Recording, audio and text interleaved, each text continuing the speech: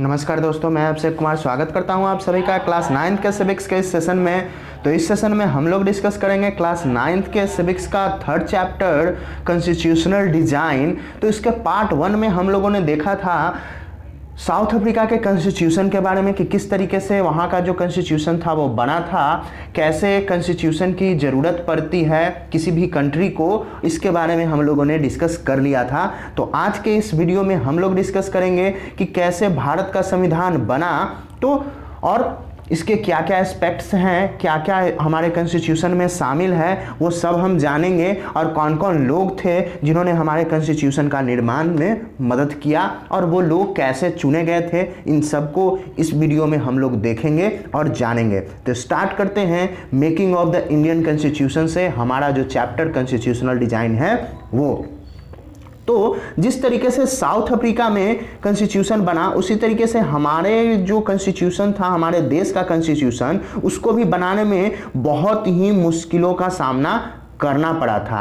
तो हमारा जो कॉन्स्टिट्यूशन बना उसमें मुश्किल इसलिए आ रही थी क्योंकि इंडिया जो है वो बहुत ही बड़ा और डाइवर्स कंट्री है, यानी कि यहाँ अलग अलग तरीके के लोग रहते हैं। इस कारण से ये जो कॉन्स्टिट्यूशन बनाने का जो कार्य था वो इतना आसान नहीं था। तो इस समय जो लोग थे भारत के, वो अपने स्टेटस को उभार रहे थे, मतलब अपने जो पहले का स्टेटस था उससे वो आगे बढ़ रहे थे और उनके अलग अलग मुद्दे थे। जो भी सिटीजन्स थे उनके बहुत सारे अलग अलग मुद्दे थे। जो कंट्री थी वो जन्म ली थी किससे, तो एक पार्टीशन से। मतलब कंट्री का क्या हुआ था कि पार्टीशन हुआ था, बंटवारा हुआ था। किस बेसिस पे, तो राजनीतिक अंतर के बेसिस पे। और यहाँ के जो लोग थे, मतलब भारत के और पाकिस्तान के जो लोग थे, उन्होंने बहुत ही अत्यधिक कटु एक्सपीरियंस मतलब कि झेला था इस पार्टीशन के कारण।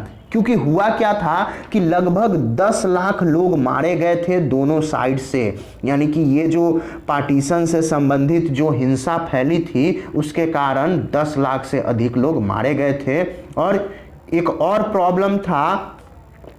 कौन सा प्रॉब्लम, तो वो प्रॉब्लम था कि ब्रिटिश ने क्या किया था कि यहाँ के जो प्रिंसली स्टेट्स थे, यानी कि जो राजा के अंतर्गत जो भी राज्य थे, उनको कह रखा था कि आप जो हैं वो जिसके साथ जाना चाहें, यानी कि आप पाकिस्तान के साथ जाना चाहें तो वहाँ आप शामिल हो जाएं या फिर इंडिया में मर्ज हो जाएं, आप इस चीज़ के लिए बिल्कुल स्वतंत्र हैं। तो ये जो मर्जर था, यानी कि प्रिंसली स्टेट जो राजाओं वाले जो राज्य थे, उनको अपने देश में शामिल करना बहुत ही मुश्किल था और एक तरीके से अनिश्चित कार्य था। तो जब कॉन्स्टिट्यूशन लिखा गया तो ये क्या किया गया, तो ये देखा गया कि भारत का जो भविष्य है हमारे देश का वो किस तरीके से होगा और आज जो है वो कैसे सिक्योर होगा, यानी हमारा जो टुडे है वो कैसे सिक्योर होगा।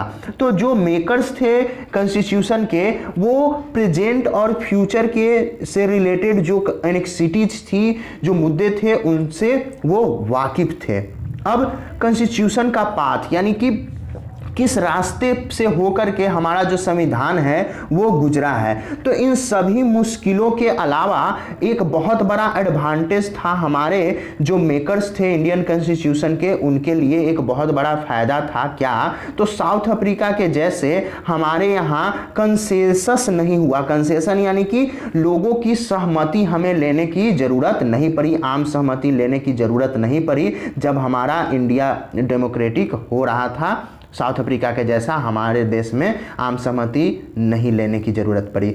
तो बहुत सारा जो सहमति था, यानी कि लोगों का सहमति था, वो कब आ चुका था, तो स्वतंत्रता का संग्राम था, उसी में लोगों का सहमति आ चुका था। हमारा जो राष्ट्रीय मूवमेंट था वो केवल स्ट्रगल नहीं था फॉरेन रूल के खिलाफ, बल्कि ये संघर्ष था किसके खिलाफ, तो भारत को नया करने का, मतलब फिर से युवा भारत बनाने का ये एक संघर्ष था, जिसमें कि यहाँ का जो समाज है, जो राजनीति है, उसको फिर से ट्रांसफॉर्म किया गया, उसमें बहुत सारे बदलाव किए गए।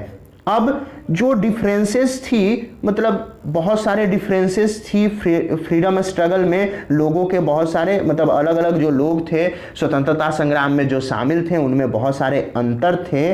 और इसी के कारण, इन अंतरों के कारण भारत जो था वो इंडिपेंडेंस हो पाया, मतलब इंडिपेंडेंस के रास्ते पर चल पाया। और ये जो डिफरेंसेज है वो अभी भी है, और कुछ बेसिक आइडिया जो है वो हम सभी लोगों को एक्सेप्ट करने की ज़रूरत है। अब अगर और पीछे चलते हैं तो 1928 में मोतीलाल नेहरू और उनके साथ 8 और दूसरे कांग्रेस के लीडर्स मिलकर के क्या किए थे कि हमारे भारत का संविधान उन्होंने पहले ही बना रखा था। और 1931 में जब कराची का अधिवेशन चल रहा था तो उन्होंने इस रेजोल्यूशन को लोगों के सामने दिखाया था, यानी इंडियन नेशनल कांग्रेस जो थी उनके सामने ये जो उनका जो रेजोल्यूशन था जो संविधान को से रिलेटेड वो दिखाया था। और उन्होंने बताया था कि हमारा जो स्वतंत्र भारत का संविधान है वो किस तरीके का होना चाहिए। ये जो दोनों डॉक्यूमेंट्स थे वो क्या बताते थे, तो वो दिखाते थे क्या, तो वो हमारे यूनिवर्सल एडल्ट फ्रेंचाइजी के से जुड़े थे। उसके बाद राइट टू फ्रीडम, किस तरीके से लोगों को स्वतंत्रता प्राप्त होगी। उसके बाद इक्वलिटी यानी कि समानता का अधिकार होगा, और कैसे जो माइनॉरिटीज हैं यानी अल्पसंख्यक हैं उनके अधिकारों का रक्षा होगा। ये सारा चीज़ हमारे इंडियन कॉन्स्टिट्यूशन मतलब जो बनाया गया था इंडियन इंडिपेंडेंट का कॉन्स्टिट्यूशन मोतीलाल नेहरू और उनके साथ जो 8 अलग अलग जो कांग्रेस के नेता थे उनके द्वारा उसमें शामिल था। लेकिन जो बेसिक वैल्यूज थे उसको सभी लीडर्स ने कॉन्स्टिट्यूएंट असेंबली बनाने से पहले ही उसको एक्सेप्ट कर लिया था, कुछ जो आधारभूत जो मूल्य थे उनको। और जिसके कारण हुआ क्या कि हमारा जो कॉन्स्टिट्यूशन है वो ध्यानपूर्वक बन पाया। अब क्या हुआ कि हमारे पॉलिटिकल इंस्टीट्यूशन जो थे वो फेमिलियर थे, मतलब उनको जानकारी थी किसके बारे में, तो कॉलोनियल रूल के बारे में, मतलब किस तरीके से अंग्रेज यहाँ शासन कर रहे थे। और ये भी जो था वो बहुत ही ज़्यादा मदद किया हमारे जो इंस्टीट्यूशनल डिजाइन था उसके अरेंजमेंट में, मतलब किस तरीके से उन इंस्टीट्यूशन का अरेंजमेंट करना है इसका हमें कहाँ से जानकारी मिला, तो कॉलोनियल रूल से। क्योंकि हुआ क्या था कि ब्रिटिश ने एक बार इलेक्शन करवाया था जहां वोटिंग राइट्स बस कुछ लोगों के हाथ में था, और इसी के कारण जो उस समय का लेजिस्लेचर बना था वो बहुत ही कमज़ोर था। और इलेक्शन जब हुआ 1973 में, जितने भी प्रोविंशियल लेजिस्लेचर थे, जितनी भी मिनिस्ट्रीज थी भारत में, उन सभी जगह इलेक्शन हुआ था 1937 में। और उस समय का जो सरकार था यानी अंग्रेजों के शासन का सरकार जो था वो फुल्ली डेमोक्रेटिक गवर्नमेंट नहीं था। फिर भी यहाँ से हम भारतीयों मतलब जो भी भारतीय जो लोग थे उस समय के, उन्होंने एक्सपीरियंस गेन किया कि किस तरीके से जो लेजिस्लेचर है वो वर्क करता है, लेजिस्लेटिव इंस्टीट्यूशन किस तरीके से वर्क करता है। और ये बहुत ही प्रभावशाली साबित हुआ हमारे कंट्री के इस तरीके के अपने इंस्टीट्यूशन को बनाने में और उनको कार्यपालन कराने में। और इसी कारण से इंडियन कॉन्स्टिट्यूशन जो है बहुत सारे इंस्टीट्यूशनल डिटेल्स और प्रोसीजर कॉलोनियल लॉ से भी शामिल किया गया है भारतीय कॉन्स्टिट्यूशन में। और जो एक्ट था गवर्नमेंट ऑफ इंडिया एक्ट 1935, इसको भी हमारे कॉन्स्टिट्यूशन में शामिल किया गया है। और सालों सोचने के बाद और उसके बाद ध्यानपूर्वक फ्रेम बनाने के बाद कॉन्स्टिट्यूशन जो था वो बन करके तैयार हुआ। और हमारे लीडर्स जो थे वो दूसरे कंट्रीज से सीखे कि किस तरीके से लोगों का कॉन्फिडेंस जीता जाता है। लेकिन ये जो कॉन्फिडेंस वो लोग जीते थे वो अपने तरीके से, मतलब दूसरे के तरीके से नहीं। हमारे बहुत सारे लीडर्स थे वो दूसरे जगहों के आदर्शों से इंस्पायर्ड थे, जैसे कि फ्रेंच रेवोल्यूशन से इंस्पायर्ड थे। उसके बाद पार्लियामेंट्री संसद वाली जो डेमोक्रेसी थी कहाँ ब्रिटेन में, उससे इंस्पायर्ड थे। और अमेरिका में यूएस में जो बिल ऑफ राइट्स था यानी कि आम लोगों को जो अधिकार प्राप्त था उससे भी बहुत सारे लोग इंस्पायर्ड थे।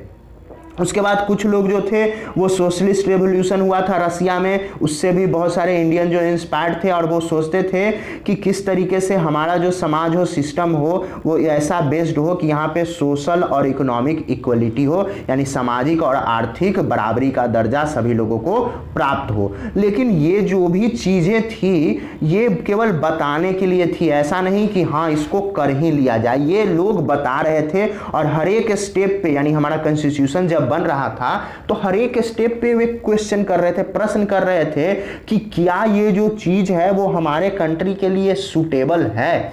और ये जो भी फैक्टर्स थे उन सबको मिला करके हमारा कॉन्स्टिट्यूशन बन करके तैयार हुआ। अब कॉन्स्टिट्यूशन बनने से पहले एक असेंबली बनी थी जिसका नाम था कॉन्स्टिट्यूएंट असेंबली। ये असेंबली थी क्या, इसके बारे में हम लोग जानकारी प्राप्त करेंगे। तो कौन, कब और जो हमारा कॉन्स्टिट्यूशन था उसे बनाया, तो आप पाओगे एक ब्रीफ स्केच में कि कुछ जो इम्पोर्टेंट जो लीडर्स थे उन्होंने बहुत ही इम्पोर्टेंट रोल प्ले किया हमारे कॉन्स्टिट्यूशन के निर्माण में। और जो ड्राफ्टिंग डॉक्यूमेंट्स है, मतलब ये जो डॉक्यूमेंट्स ड्राफ्ट किए गए, इन्हीं को कॉन्स्टिट्यूशन कहा गया। और ये कॉन्स्टिट्यूशन बनाया गया था किनके द्वारा, तो एक असेंबली बना था जिसमें कि बहुत सारे चुने हुए प्रतिनिधि थे, उनके द्वारा ये चीजें, मतलब जो हमारा कॉन्स्टिट्यूशन था बनाया गया। और जो प्रतिनिधि मंडल था, मतलब जिसमें जो मेंबर्स थे इलेक्टेड रिप्रेजेंटेटिव, उन सारे मेंबर्स को मिलाकर के उसी को कॉन्स्टिट्यूएंट असेंबली कहा गया। अब इलेक्शन जो हुए थे कॉन्स्टिट्यूएंट असेंबली के, मतलब ऐसे ही नहीं कि लोग कॉन्स्टिट्यूएंट असेंबली में चले गए कि हाँ हम लोग मिल करके और संविधान अपना बनाएंगे, तो ऐसा नहीं था। कॉन्स्टिट्यूएंट असेंबली के लिए इलेक्शंस हुए थे जुलाई 1946 में, और इसका फर्स्ट जो मीटिंग हुआ था वो दिसंबर 1946 में। और जल्द ही हमारा जो कंट्री था वो दो भागों में बट गया था, इंडिया और पाकिस्तान में। और जो कॉन्स्टिट्यूएंट असेंबली थी वो भी दो भागों में बट गई, एक कॉन्स्टिट्यूएंट असेंबली इंडिया के लिए और दूसरा पाकिस्तान के लिए। और जो कॉन्स्टिट्यूएंट असेंबली जिन्होंने भारत का संविधान लिखा था उसमें 299 मेंबर्स थे, यानी इंडिया के लिए 299 मेंबर्स थे, बाकी जो मेंबर्स थे वो कहाँ चले गए थे, तो पाकिस्तान में। और जो असेंबली थी उन्होंने कॉन्स्टिट्यूशन को अडॉप्ट किया था कब, मतलब कब वो बना लिए थे, तो 26 नवंबर 1949 को। लेकिन ये प्रभाव रूप से लागू कब हुआ, तो 26 जनवरी 1950 को। और इसीलिए इस दिन को याद रखने के लिए हम लोग प्रतिवर्ष 26 जनवरी को रिपब्लिक डे के रूप में मनाते हैं। तो क्यों हम लोगों ने इस कॉन्स्टिट्यूशन को एक्सेप्ट कर लिया और अभी भी 50 सालों से अधिक से इस कॉन्स्टिट्यूशन का पालन करते आ रहे हैं, तो हम लोगों ने पहले ही इसका कारण जान लिया था। कॉन्स्टिट्यूशन जो था वो किसी भी एक आदमी का जो उनका जो व्यू है उसको रिफ्लेक्ट नहीं करता, मतलब उसको प्रदर्शित नहीं करता है, जबकि इसके जितने भी मेंबर्स थे उनका व्यू प्रदर्शित करता है। और ये और भी एक्सप्रेस करता है लोगों के सहमति को, मतलब जो लोग थे, जन थे, उनके सहमति को भी एक्सप्रेस करता है। उस समय लोग सहमति दिए थे और बहुत सारे जो कंट्रीज हैं हमारे वर्ल्ड में, उन्हें अपना जो कॉन्स्टिट्यूशन था वो फिर से लिखने की ज़रूरत पड़ी, क्योंकि बेसिक रूल को वहाँ एक्सेप्ट नहीं किया गया था। सभी जो सोशल ग्रुप्स जो थे, पॉलिटिकल पार्टीज थी, उनको ध्यान में रख करके कॉन्स्टिट्यूशन नहीं बनाया गया था। और कुछ कंट्रीज में तो कॉन्स्टिट्यूशन जो है वो कुछ पन्नों का ही है, मतलब 2-4 पेज का है, और ये जो एक्चुअली और कोई इसको फॉलो नहीं करता है। और जो एक्सपीरियंस रहा है हमारा अपने कॉन्स्टिट्यूशन को लेकर के वो बहुत ही अलग रहा है, क्योंकि लगभग आधे सेंचुरी यानी 50 साल से अधिक होने पर भी बहुत सारे ग्रुप्स ने क्वेश्चन किया, कुछ जो प्रोविजंस थे, कुछ जो सुधार थे उन पर क्वेश्चन किया कि उसमें सुधार, हमारे कॉन्स्टिट्यूशन में सुधार होना चाहिए। लेकिन बहुत बड़ा सोशल ग्रुप ने ऐसा कभी नहीं किया, ना ही किसी पॉलिटिकल पार्टीज ने क्वेश्चन किया हमारे संविधान के वैधता को लेकर के।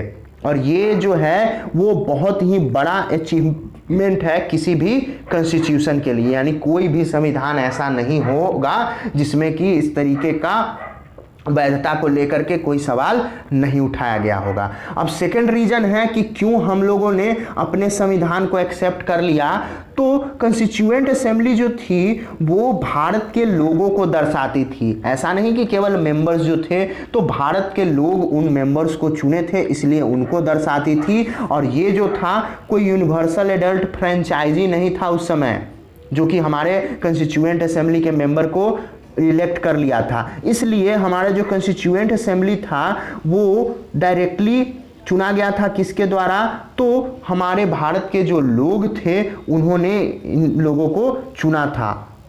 और ये जो था वो इलेक्टेड किया गया था मेनली, तो मेंबर जो थे मतलब केवल भारत के जो लोग थे वो डायरेक्टली तो नहीं चुने थे, बल्कि जो प्रिवेंशियल लेजिस्लेचर थे यानी कि जिस भी राज्य में वो लोग रहते थे वहाँ के जो उनके लीडर्स थे वो लोग भी शामिल थे इस कॉन्स्टिट्यूएंट असेंबली के मेंबर्स के रूप में, और उन लोगों ने ही बहुत सारे मेंबर्स को इलेक्ट किया था, मतलब चुना था। और ये इंश्योर करता है कि हमारा जो कॉन्स्टिट्यूशन है उसमें भारत के जो कंट्री हमारा है उसके अलग अलग रीजन्स के मेंबर्स शामिल थे। और असेंबली जो था उसमें इंडियन नेशनल कांग्रेस जो थे उनका डोमिनेशन था, मतलब सबसे अधिक लोग इंडियन नेशनल कांग्रेस के ही थे।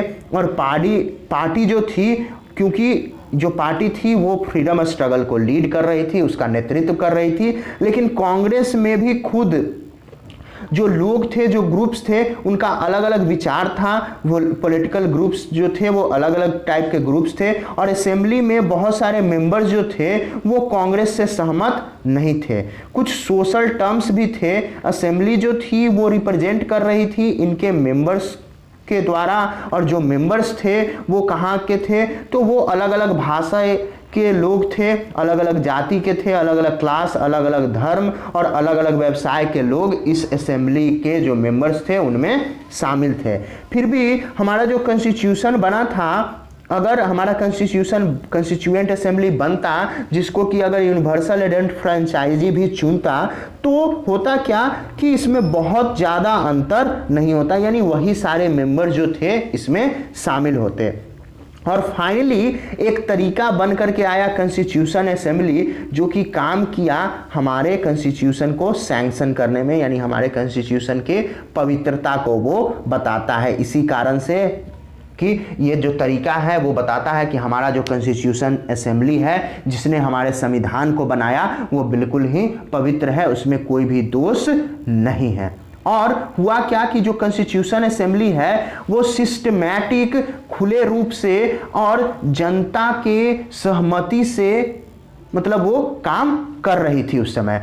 तो सबसे बेसिक प्रिंसिपल था कि सभी लोग डिसाइड करें और एक बात पे सहमत हों। तो सभी लोग उस बात पे सहमत थे, जो इतने भी बेसिक प्रिंसिपल्स थे उन पर। और उसके बाद हुआ क्या कि डॉक्टर BR अम्बेडकर ने कॉन्स्टिट्यूशन के ड्राफ्ट को तैयार किया और उस पर डिस्कशन हुआ।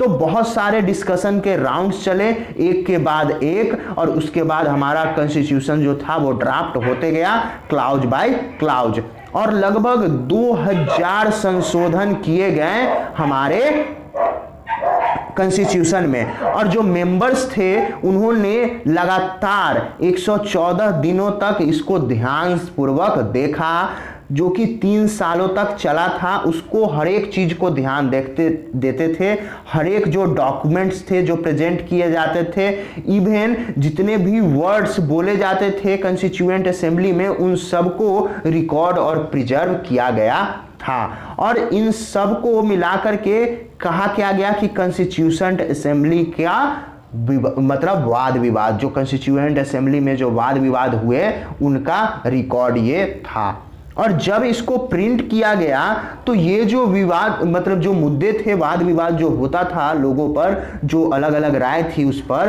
तो ये 12 भारी भारी बुक का शेप ले लिया इनको जब प्रिंट कराया गया। और ये जो डिबेट हैं वो प्रोवाइड कराते हैं हमारे देश के मूलाधार को, और हमारे जितने भी प्रोविजंस थे हमारे कॉन्स्टिट्यूशन में उनको बताते हैं, दर्शाते हैं, और हमारे कॉन्स्टिट्यूशन के अर्थ को भी समझाते हैं कि किस तरीके से हमारा कॉन्स्टिट्यूशन का अर्थ बताया गया था। अब आगे देखते हैं कि guidance value of the Indian constitution, यानी कि इंडियन जो कॉन्स्टिट्यूशन है, भारतीय संविधान है, उसको गाइड कौन लोग करते थे। तो इस बुक में हम लोग स्टडी किए एग्जैक्ट प्रोविजंस के बारे में, कॉन्स्टिट्यूशन के अलग अलग जो मुद्दे थे उसके बारे में, और इस स्टेज पे हम लोग अब समझ सकते हैं कि ओवरऑल फिलॉसफी जो था कॉन्स्टिट्यूशन के बारे में वो क्या था। अब हम लोग 2 तरीके से इसको देखेंगे, करेंगे। तो सबसे पहले हम समझेंगे इनके व्यूज को पढ़ करके तो किनके व्यूज को, तो कुछ जो मेजर लीडर्स थे हमारे देश के, जो इनका व्यू कॉन्स्टिट्यूशन को से रिलेटेड क्या था। लेकिन ये इंपॉर्टेंट है, साथ साथ इसके साथ और क्या इंपॉर्टेंट है कि हमें हमारे कॉन्स्टिट्यूशन को भी पढ़ना होगा और उसमें उसका जो फिलॉसफी है अपने बारे में ही, यानी कॉन्स्टिट्यूशन जो है खुद के बारे में क्या कहा है उसको भी ध्यान देना होगा, उसको भी ध्यान से देखना होगा। और यही जो है वो लिखा गया है हमारे कॉन्स्टिट्यूशन के में, जो प्रियम्बल है, यानी जो फर्स्ट चीज है, फर्स्ट जो पेज में प्रियम्बल लिखा हुआ है उसमें ये बात बताई गई है। अब देखते हैं हम लोग एक एक करके इनको। तो the dream and the promise, यानी कि क्या सपना दिखाया गया था और क्या वादे किए गए थे लोगों से। तो कुछ में आप लोग नोटिस करोगे कि यहाँ जो है जो मेकर्स हैं उनमें से कुछ लोगों का स्केच जो है वो मिसिंग है। तो वो कौन, तो महात्मा गांधी हमारे कॉन्स्टिट्यूशन के मेकर में शामिल नहीं थे। क्यों नहीं थे, तो वो इसलिए नहीं थे क्योंकि वो कंस्टिट्यूएंट मेंबर के कंस्टिट्यूएंट असेंबली के मेंबर नहीं थे। क्यों, और उन्होंने किया क्या था कि अपना विचार पहले ही प्रकट कर दिया था। यानी सालों पहले जब वो अपना मैगजीन लिख रहे थे यंग इंडिया 1931 में, तो उन्होंने बता दिया था कि वो कैसा संविधान चाहते हैं। तो कैसा संविधान चाहते थे वो उन्होंने लिखा था। तो क्या लिखा था कि I shall strive for a constitution which will release India from all thraldom and patronage. I shall work for an India in which the poorest shall feel that it is their country, in which making they have an effective voice, an India in which there shall be no high class and low class of people, an India in which all communities shall live in perfect harmony. There can be no room in such an India for the curse of untouchability or the curse of intoxicating drinks and drugs. Women will enjoy the same rights as men. I shall be satisfied with nothing else. तो इसमें गांधी जी ने क्या बताया था कि मैं एक ऐसे संविधान की कल्पना करता हूं जिसमें कि भारत जो हो वो सभी बंदिशों से मुक्त हो और हमारा जो इंडिया है वो पुअरेस्ट, मतलब यहाँ पे जितने भी गरीब से गरीब लोग हैं वो भी समझें कि ये जो देश है वो हमारा है और हमारा जो आवाज़ है वो यहाँ प्रभावशाली है। इंडिया जो है वहाँ पे कोई भी ना हाई क्लास हो ना लो क्लास हो लोगों का, और यहाँ कम्युनिटीज़ से रिलेटेड जो लोग हैं वो मिलजुल करके परफेक्ट हारमोनी से रहें, और कोई भी रूम इंडिया में, मतलब कोई भी जगह नहीं हो कुछ बुरे जो चीज़ हैं जैसे कि छुआछूत या फिर जो जहरीले शराब या फिर जो ड्रग्स हैं उनसे रिलेटेड समस्याएं यहाँ पे ना हों, और महिलाओं को भी पुरुषों जितना बराबर का अधिकार मिले। और इन्हीं चीज़ों से मैं संतुष्ट हूँ, मुझे और कुछ नहीं चाहिए। यही चीज़ गांधी जी ने अपने जो मैगजीन लिखा था उसमें बताया था। अब ये जो सपना था इंडिया का उसमें क्या था कि इनइक्वलिटी, यानी कि जो भी क्या कहा जाए कि बराबरी का अधिकार नहीं था उसको हटाया जाना चाहिए, और इस बात को डॉक्टर B.R. अम्बेडकर ने भी प्रकट किया था। एक की रोल था कॉन्स्टिट्यूशन में, मतलब इनका बहुत ही महत्वपूर्ण योगदान था, लेकिन अलग तरीके से इन्होंने समझाया था कि किस तरीके से असमानता जो है वो हटाया जा सकता है। क्योंकि उन्होंने क्या किया था कि महात्मा गांधी के और उनके विजन को क्रिटिसाइज किया था, और उन्होंने अपने कंक्लूडिंग स्पीच जो कि कॉन्स्टिट्यूएंट असेंबली जब स्टेट मतलब जब हो रही थी, लागू हो रही थी, तो उस समय उन्होंने जो भाषण दिया था उसमें वो क्या बोले थे सो देखते हैं। तो B.R. अम्बेडकर का यहाँ पे 26 जनवरी 1950 को दिया गया जो भाषण था, तो वो कहते हैं कि on the 26th of January 1950 we are going to enter a life of contradictions. In politics we will have equality, and in social and economic life we will have inequality. In politics, we will be recognizing the principle of one man, one vote, and one vote, one value. In our social and economic life, we shall, by reason of our social and economic structure, continue to deny the principle of one man, one value. How long shall we continue to live this life of contradiction? How long shall we continue to deny equality in social and economic life? If we continue to deny it for long, we will do so only by putting our political democracy in peril. तो ये क्या बताते हैं, अपने भाषण में बोलते हैं क्या डॉक्टर बी आर अम्बेडकर? तो ये कहते हैं कि 26 जनवरी 1950 को हम लोग एक कॉन्ट्राडिक्शन के जीवन में प्रवेश करने जा रहे हैं। यहाँ जो राजनीति है उसमें तो समानता है लोगों को, लेकिन सोशल, सामाजिक और आर्थिक जो जीवन है उसमें लोगों में असमानता है। पॉलिटिक्स में हम लोग पहचान रहे हैं इस सिद्धांत को कि एक आदमी का एक वोट है और एक वोट का एक मूल्य है, लेकिन अगर सामाजिक और आर्थिक जीवन में देखा जाए तो हम लोग किस कारण से, तो हमारा जो किस तरीके का सामाजिक और आर्थिक ढांचा है उस कारण से इस चीज को, इस सिद्धांत को, यानी वन मैन वन वैल्यू के सिद्धांत को हम लोग लागू नहीं कर पा रहे हैं, इसको जारी नहीं रख पा रहे हैं। और जितने समय तक हम लोग इस चीज को, इस चीज के साथ, मतलब ये जो कॉन्ट्राडिक्शन है इसके साथ जीते रहेंगे, हम लोग कब तक इक्वलिटी को डिनाई करते रहेंगे और हमारे सामाजिक और आर्थिक जीवन से कब तक हम जो समानता है उसको अलग करते रहेंगे। यदि ये जो डिनाई है वो लंबे समय तक चलता है तो ये क्या करेगा कि हमारे जो पॉलिटिकल डेमोक्रेसी है उसके लिए भी खतरा उत्पन्न करेगा। अब हुआ क्या कि ये तो था भाषण किनका, तो बी आर अम्बेडकर का। अब जवाहरलाल नेहरू ने अपना फेमस स्पीच दिया था कंस्टिट्यूएंट असेंबली के बारे में, कब, तो मिडनाइट अगस्त 15 1947 को, यानी कि 15 अगस्त 1947 के मध्य रात्रि को इन्होंने भाषण दिया था। उसमें इन्होंने क्या कहा था, तो जवाहरलाल नेहरू ने कहा था कि long years ago we made a tryst with destiny and now the time comes when we shall redeem our pledge, not wholly or in full measure but very substantially. At the stroke of the midnight hour, when the world sleeps, India will awake to life and freedom. A moment comes which comes but rarely in history when we step out from the old to the old to the new. When the age ends and when the soul of nation long suppressed find utterance, it is fitting that at this solemn moment we take the pledge of dedication to service of India and her people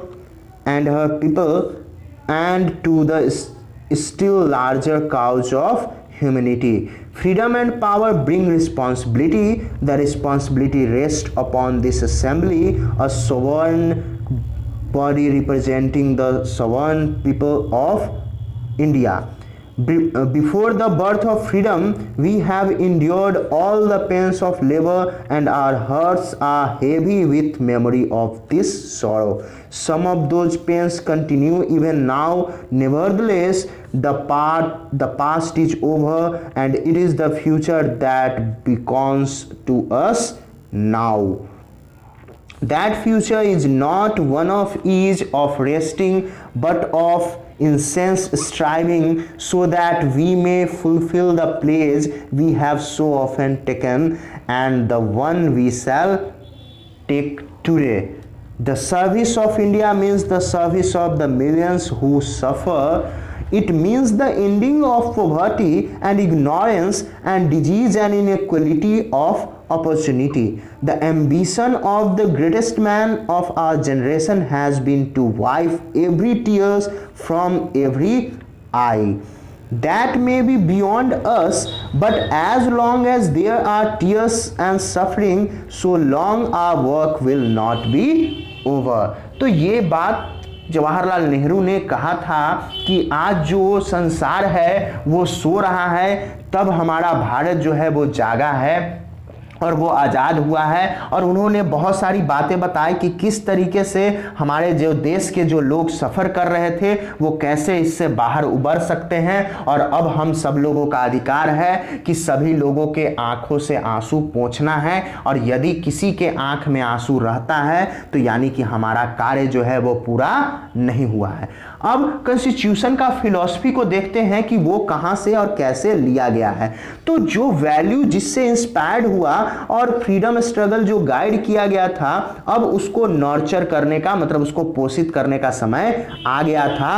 अब जो भारत का democracy था उसका नींव रखा जा रहा था, और जो वैल्यू इसमें बताए गए थे, प्रीएम्बल जो इंडियन कॉन्स्टिट्यूशन का था वो गाइड करता है जितने भी आर्टिकल्स हैं इंडियन कॉन्स्टिट्यूशन को, उसको।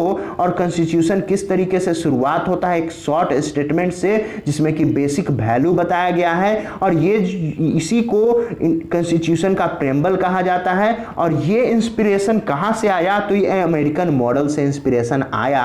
और बहुत सारे कंट्रीज ने क्या किया कि अपने कॉन्स्टिट्यूशन से पहले वो लोग प्रीएम्बल देते आए हैं। तो ये जो है वो अमेरिका का प्रीएम्बल है, ये जो है वो साउथ अफ्रीका का, और यहाँ अपना है मतलब इंडिया का। तो अब हम प्रीएम्बल हमारे कॉन्स्टिट्यूशन का है उसको बहुत ही ध्यान से देखेंगे, समझेंगे हर एक वर्ड्स के मीनिंग को। और प्रीएम्बल जो है वो कॉन्स्टिट्यूशन इंडिया का वो एक तरीके से डेमोक्रेसी पर क्या है, पोयम है, कविता लिखा गया है। और इसमें बहुत सारे फिलॉसफी जो हमारे कॉन्स्टिट्यूशन जो बनाए गए हैं उसके फिलॉसफी को दर्शाता है, और ये प्रोवाइड कराता है कि किस तरीके से लॉ और एक्शन जो है वो गवर्नमेंट कैसे मतलब कैसे लॉ और एक्शन स्थापित कर सकती है। और हम लोग क्या कर सकते हैं कि इसको एग्जामिन कर सकते हैं कॉन्स्टिट्यूशन को समझ करके कि जो लॉ सरकार द्वारा बनाई जा रही है वो हमारे लिए अच्छा है या बुरा है।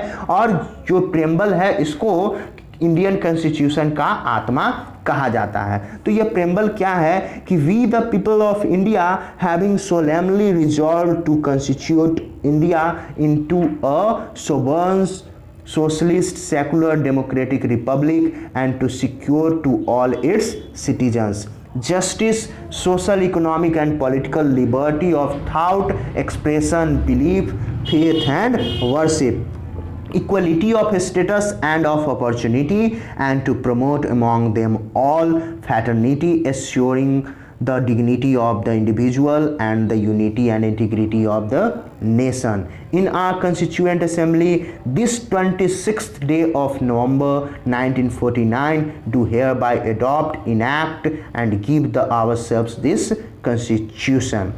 तो इसमें अलग अलग जो वर्ड्स हैं उनका मीनिंग दिया गया है। तो सबसे पहले we the people of India का मीनिंग क्या है कि जो कॉन्स्टिट्यूशन है यहाँ दिया गया है कि जो हमारा कॉन्स्टिट्यूशन है वो ड्रॉ किया गया है लोगों के द्वारा, और यहाँ जो रिप्रेजेंटेटिव हैं वो लोग खुद हैं, और ये किसी के मतलब किसी भी राजा या बाहर के कोई शासक के हाथों में नहीं है। अब सेकंड जो है वो सोवर्न, वो क्या बताता है कि यहाँ सोवर्जेन ये बताता है कि यहाँ के जो लोग हैं वही उन्हीं के पास सबसे ज़्यादा अधिकार है डिसीजन लेने का, चाहे वो डिसीजन इंटरनल हो या एक्सटर्नल मैटर पे हो। और कोई भी एक्सटर्नल पावर जो है वो भारत सरकार को डिक्टेट नहीं कर सकती है, कुछ भी उनसे पूछ नहीं सकती है। उसके बाद है सोशलिस्ट। तो वेल्थ जो जनरेट किया जा रहा है किसी भी सोसाइटी में वो सभी लोगों के द्वारा बराबर बराबर बांट लिया जाए, और गवर्नमेंट जो है वो उस पर मालिकाना हक मतलब जो भी जमीन है उसको ऑनरशिप देखेगी, और इंडस्ट्री में सोशल इकोनॉमिक इक्वलिटी या समानता नहीं हो इसलिए उसको भी सरकार रेगुलेट करेगी। अब है सेकुलर। तो सेकुलर मतलब वैसे सिटीजन जिनको की फ्रीडम हो, किसी भी रिलीजन को वो पालन कर सकते हैं, कोई भी ऑफिशियल रिलीजन इसलिए यहाँ पे नहीं है। और गवर्नमेंट क्या करती है कि हर एक रिलीजन को उनके मानने वाले को बराबर अधिकार देती है, बराबर सम्मान देती है। अब डेमोक्रेटिक का मतलब कि ये सरकार का एक ऐसा तंत्र है जहां लोग बराबर राजनीतिक अधिकार को एंजॉय करते हैं, वो अपने रूलर्स को खुद इलेक्ट करते हैं, और उनका भी अकाउंटेबल मतलब उनका भी महत्व होता है सरकार में, और गवर्नमेंट जो है वो बेसिक रूल के अकॉर्डिंग रन करती है। अब हम आते हैं रिपब्लिक पे। तो रिपब्लिक जो होता है वो हेड ऑफ स्टेट होता है, इलेक्टेड पर्सन, जो कि हाइडेटरी पोजीशन नहीं होता, मतलब वंशानुगत कोई पोजीशन उनका नहीं होता है। अब जस्टिस मतलब न्याय को देखेंगे तो सिटीजन जो है वो कभी भी उनके साथ भेदभाव नहीं होगा, जाति आधारित, धर्म आधारित या लिंग आधारित। कुछ बेसिक जो इनइक्वलिटीज है, असमानताएं हैं, वो कमी है, सोशल इक्वलिटी इसके कारण कमेगी, और गवर्नमेंट जो है वो सभी लोगों के भलाई के लिए काम करेगी, स्पेशली वैसे लोगों को जो उनको की लाभ प्राप्त नहीं हो रहा है। अब लिबर्टी की कोई भी अनरीजनेबल रिस्ट्रिक्शन नहीं है यहाँ के सिटीजन को, मतलब बिना कारण के कोई भी रिस्ट्रिक्शन इनको नहीं है, वो कुछ भी सोच सकते हैं, जो विश है उसको वो अपने थॉट को एक्सप्रेस कर सकते हैं, अपने एक्शन को वो फॉलो खुद से अगर चाहें तो कर सकते हैं। अब इक्वलिटी मतलब जितने भी जो लोग हैं वो कानून के सामने बराबर उनको अधिकार प्राप्त है। ट्रेडिशनल मतलब जो पारंपरिक सोशल इनइक्वलिटीज है वो अब समाप्त हो गया है, और गवर्नमेंट जो है वो इक्वल अपॉर्चुनिटी सभी को दे रही है। अब फैटर्निटी क्या है कि सभी को एक तरीके से बिहेव करना चाहिए, जितने भी मेंबर्स हैं जो फैमिली में उन सबको, और कोई भी जो है वो इन्फीरियर अपने आप को ना महसूस करे कि हम किसी से कम हैं, वो ना आके। अब इंस्टीट्यूशनल डिजाइन को हम लोग देखेंगे कि किस तरीके से इंस्टीट्यूशनल डिजाइन हुआ था। तो कॉन्स्टिट्यूशन जो है वो केवल स्टेटमेंट, वैल्यूज और फिलॉसफी पर ही नहीं चलता है। जब हम नोट किए ऊपर, जब हम लोगों ने देखा तो कॉन्स्टिट्यूशन में बहुत सारे एम्बॉडिंग थी, इनके बहुत सारे मूल्य थे और इंस्टीट्यूशनल अरेंजमेंट भी था। बहुत सारे डॉक्यूमेंट जो थे उन्हीं को कॉन्स्टिट्यूशन ऑफ इंडिया कहा गया है, और ये इन्हीं अरेंजमेंट पे बेस्ड थी, और बहुत लंबे समय से डिटेल डॉक्यूमेंट ये चली आ रही है। और इसी कारण से अब क्या है कि बहुत सारे इसमें जो सुधार हैं उनकी भी जरूरत पड़ती है रेगुलरली, ताकि हमारा जो संविधान है वो अपडेटेड रहे। और वैसे लोग जो कि इसको बनाए थे इंडियन कॉन्स्टिट्यूशन को, उन्होंने उस समय इस बात को समझा था, और इसी कारण से उन्होंने क्या किया था, वो डरे नहीं थे कि हमारा जो कॉन्स्टिट्यूशन है वो बिल्कुल रुका हुआ रहेगा, इसमें कोई भी बदलाव नहीं आएगा। इसलिए उन्होंने एक प्रोविजन बनाया था कि इसमें समय समय पर बदलाव किया जा सकता है, और यही चेंज जो था इसी को कॉन्स्टिट्यूशन अमेंडमेंट कहा जाता है। यानी जो चेंज है, जो चेंज करने वाला जो सिस्टम है, इसी को कॉन्स्टिट्यूशनल अमेंडमेंट्स कहा जाता है। कॉन्स्टिट्यूशन डिस्क्राइब करता है कि किस तरीके से इंस्टीट्यूशनल अरेंजमेंट जो है वो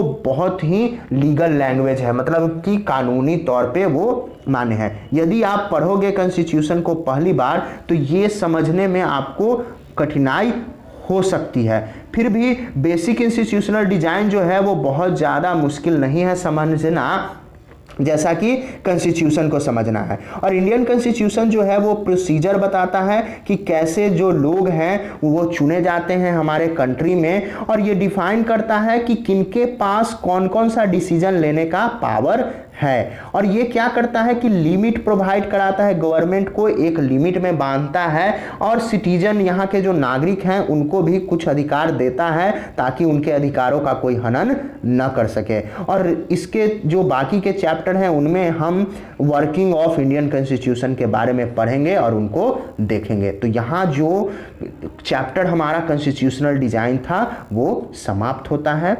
आज के लिए बस इतना ही, धन्यवाद।